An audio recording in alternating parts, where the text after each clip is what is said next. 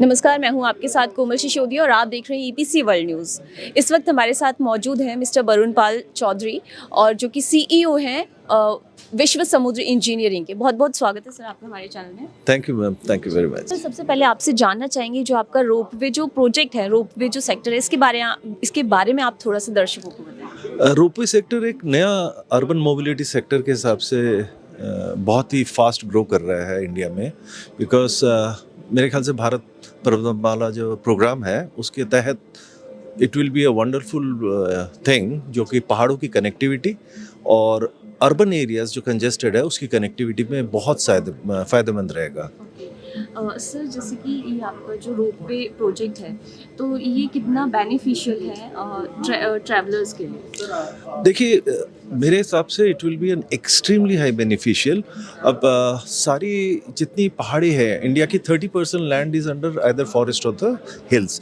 इस पूरे जगह में जो है logistic and travelling is a tough job. आप कभी भी कहीं पे भी जाइए, केदारनाथ जाइए, बद्रीनाथ जाइए, सो ऑल दिस प्लेसेस में जितने आपके लोग जाते हैं हर साल, there is a huge problem. और इस पूरे का सोल्यूशन रोपवे है। रोपवे जो है लास्ट माइल कनेक्टिविटी के तौर पे बहुत ही फ़ायदेमंद साबित होगा। और जैसे कि हम बनारस में कर रहे हैं विश्व समुद्र, अब बनारस में देखिए इतना कंजेस्टेड सिटी है, उसमें जो कनेक्टिविटी है काशी विद्यापीठ से स्टेशन के बीच का, वो महज आज के डेट में 1.5 घंटा लगता है, जो कि 20 से 22 मिनट में कवर हो जाएगा। और रोपवे के जरिए में 20 से 22 मिनट में एंड वेरी कंफर्टेबली आप कवर कर पाएंगे इस डिस्टेंस को directly from the station. And ये अर्बन मोबिलिटी के अंदर लोकल जो पॉपुलेशन है उसको भी सपोर्ट करेगा and it's a very clean energy transport system. तो उसमें क्या होगा, द एनवायरनमेंट के पोल्यूशन है वो भी कम हो जाता है। So it's wonderful solution for the people for travelling. तो सर इसमें अभी आपने जैसे कि बताया बनारस में आपका प्रोजेक्ट चल रहा है तो कितने टाइम में वो कंप्लीट हो जाएगा और कितना टाइम हो गया अभी उसको स्टार्ट किए हुए? देखिए, स्टार्ट किए हुए करीब करीब 6-7 महीने हो गए हैं and we have been working on it very fast, because जितना जल्दी कर सके उतना ही फ़ायदेमंद रहेगा। हम इसको टेंडर से बिफोर कंप्लीट कर रहे हैं। टेंडर टाइम जो है 2 साल का था, तो हम उससे पहले ही कंप्लीट करने की कोशिश कर रहे हैं एंड 2 सेक्शंस में बांट दिए हैं इसको। सेक्शन 1 जो है between the Banaras Cantt to Rath Yatra है, सेक्शन 1 जो कि पहले कमीशनिंग की बात चल रही है, और सेक्शन 2 है रथ यात्रा से गोडोलिया चौक, जो कि सेकंड फेज में है। तो टोटल मिला के ये 2 साल में ख़त्म होने वाला था। तो इसकी शुरुआत पिछले साल हो गई थी। So I am expecting by this year पहला सेक्शन को हम कर देंगे बाई अगस्त एंड दूसरा सेक्शन will be early next year. तो सर जैसे कि रोड कंस्ट्रक्शन में भी काफ़ी जाना माना नाम है विश्व समुद्र इंजीनियरिंग, तो रोपवे सेक्टर में आने के पीछे आपका क्या कारण था? मेरे ख्याल से mobility is common, logistic and transportation is common. So हम लोग बहुत कंसंट्रेट करते हैं कि इंफ्रास्ट्रक्चर डेवलपमेंट के ऊपर, एंड इंफ्रास्ट्रक्चर डेवलपमेंट में अब ropeway is a new thing which is happening and probably with 300 more ropeway projects coming up. So आप समझ सकते हैं कि सारा फोकस इसमें होने वाला है रोपवे पे। So we wanted to be the first partner to the government into the ropeway development. तो इसी तरह हम लोगों ने मैनेजमेंट डिसीजन लिया है कि we will concentrate and work in the ropeway in a big way and will be one of the foremost player. जैसे हम रोड्स में है, पोर्ट्स में है, वैसे ही रोपवे में will be one of the best players too. तो सर क्या चैलेंजेस आपको फेस करने पड़ रहे हैं रोपवे सेक्टर में अपने प्रोजेक्ट्स में? अभी ropeway sector is a upcoming sector. Yes, land acquisition है, ऑब्वियसली न्यू टेक्नोलॉजी है, CN स्टैंडर्ड्स है जो कि यूरोपियन स्टैंडर्ड्स है, सेफ्टी बहुत इम्पॉर्टेंट है, सेफ्टी के ऊपर हमें काफ़ी ध्यान देना पड़ रहा है एंड लॉजिस्टिक मैनेजमेंट, क्योंकि OEM जो सप्लाई है अभी पूरा यूरोप से आता है। सो यूरोप के ऊपर काफ़ी जो कनेक्टिविटी है उसके ऊपर हमें देखना पड़ता है, लॉजिस्टिक कनेक्टिविटी में टाइमलाइंस कैसे मिस करते हैं। सो ये सब चैलेंजेस अभी चल रहे हैं, but I think with a critical planning and foresightedness and understanding and having developed a team who understands ropeway now, so we are overcoming each of the challenges with the support of the management, with the support of the government, with the intention of the local bodies. We are doing well. तो sir इसमें safety की क्या facilities हैं जो travellers होंगे? इस पे safety का हर फैसिलिटी, इनफैक्ट एक मैं कॉन्सेप्ट ये क्लियर कर रहा हूँ, रोपवे की सेफ्टी रिकॉर्ड्स वर्ल्ड में is even better than airways safety record because safety is the prime thing.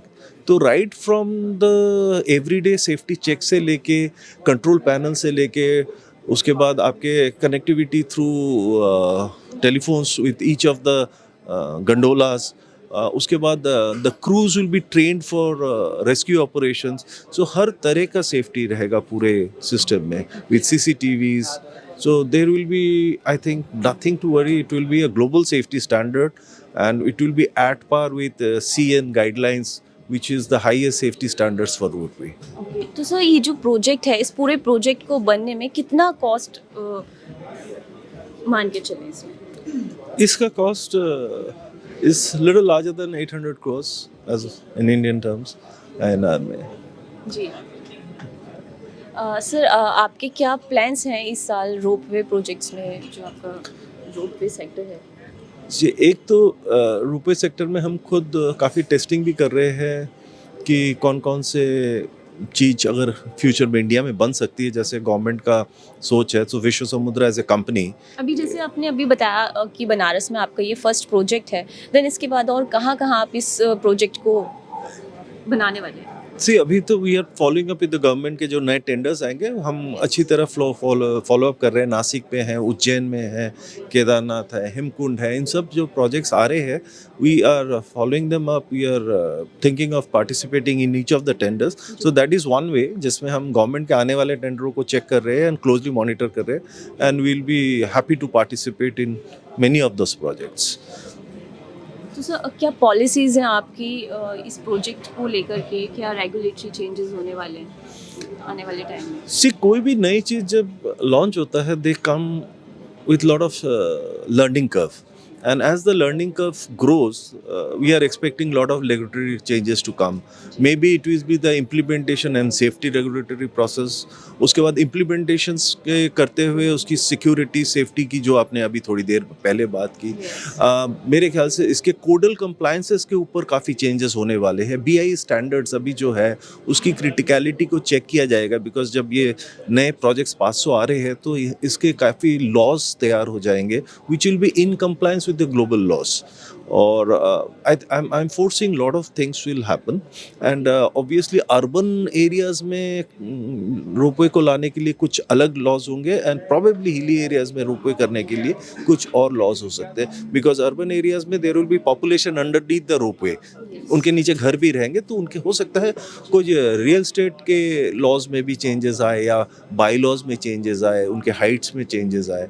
और सेफ्टी के लॉस तो आई am expecting and BIS I think will come up with CN standard guidelines for all the matters of safety. तो sir जैसे कि बनारस में भी आप बना रहे हैं ये रोपवे प्रोजेक्ट को, तो वहाँ पे काफ़ी सारे घर भी होंगे, तो उनकी क्या मतलब क्या उनको किस तरह से एडजस्ट किया आपने?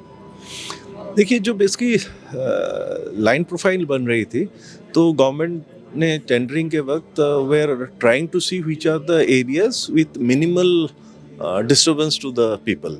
सो जिस तरह से जो लैंड लिया गया है वो घरों को नहीं लिया गया है, वो जो गवर्नमेंट के एरियाज थे जो सेमी प्रॉपर्टीज़ थे, जैसे रेलवेज है या कुछ जगह तो रोड के ऊपर है एंड उसका एडवांटेज लिया गया है. बट एक एडवांटेज ये है कि रोपवे को लैंड बहुत कम चाहिए होता है क्योंकि टावर्स बहुत छोटे होते हैं आफ्टर एवरी 300 मीटर्स. सो इसीलिए मेरे ख्याल से अर्बन मोबिलिटी जहाँ लिया गया है उसमें लैंड कम चाहिए कह के, लैंड एक्विजिशन कम चाहिए कह के एक डिसीजन था कि रोपवे लिया जाए. So that has been a help. तो इसमें लोगों के घर मतलब इजीली बच जाएंगे और आपका जो प्रोजेक्ट है वो काफ़ी सिंपली तौर पे बन सकता है. मिनिमलिस्टिक मतलब मिनिमलिस्टिक डिस्टर्बेंस हुआ है वहाँ के लोगों को and which is very temporary. तो कोई मेजर कोई चेंजेस नहीं हुए हैं लोगों के लैंड पे या उनके घरों पे, कुछ मेजर कुछ भी नहीं हुआ है वहाँ पर. सर जैसे कि ये ऑब्वियस सी बात है कि गवर्नमेंट प्रोजेक्ट है ये, तो इसमें और क्या क्या कंट्रीब्यूशन है गवर्नमेंट की इसके अलावा? सी गवर्नमेंट से पूरा सपोर्ट मिला है।